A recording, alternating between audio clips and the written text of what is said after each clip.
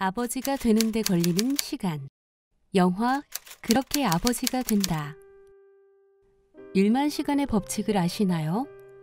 꾸준히 연습하고 훈련하면 1만 시간에 이르러 특정 분야의 전문가가 된다는 법칙. 제가 궁금한 건 이겁니다. 과연 아버지가 되는 데는 어느 정도 시간이 필요할까요? 한 달, 아니면 1년쯤?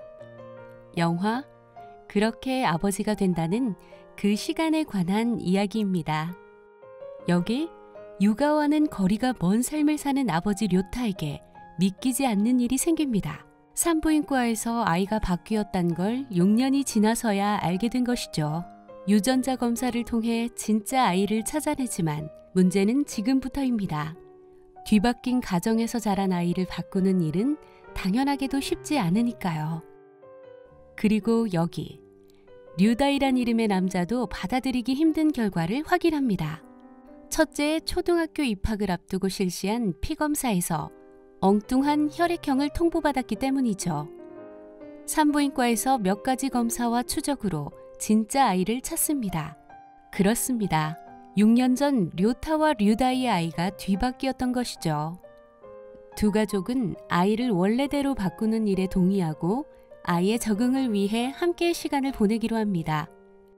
공원과 키즈카페를 다니고 이따금 서로의 집에서 아이를 재우기도 합니다. 하지만 정작 준비가 필요한 건 어른들이었습니다. 아이를 키우고 함께한 6년이란 시간까지 송두리째 바꿀 수는 없을 테니까요. 전파상을 운영하며 아이들과 많은 시간을 보내는 류다이와 퇴근 후 아이를 훈계하고 지시하는데 얼마 없는 저녁 시간을 할애하는 료타. 그들은 무척 다른 성향의 아버지입니다. 어느 날 류다이가 료타에게 아이들과는 함께 시간을 보내는 게 최고라고 말하자 료타는 말합니다. 회사에서 내가 아니면 안 되는 일이 있어 라고. 그러자 류다이가 대꾸합니다. 아버지란 일도 본인이 아니면 다른 사람이 못하는 일이야 라고 말이죠. 어쩌면 그는 아이와 시간을 보내지 않으면 아버지가 아니라고 말하고 싶었는지 모릅니다. 6년간 자신이 키웠지만 이젠 맞바뀐 당신의 아이와 더 많은 시간을 함께 해달라고요. 1만 시간까지는 아니라고 해도 진짜 아버지가 되기 위해선 제법 많은 시간이 필요하다고 말이죠.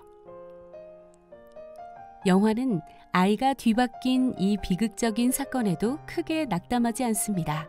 절망은 아이가 뒤바뀐 사건이 아니라 소중함을 모른 채 지나쳐버린 시간에 있다고 말합니다.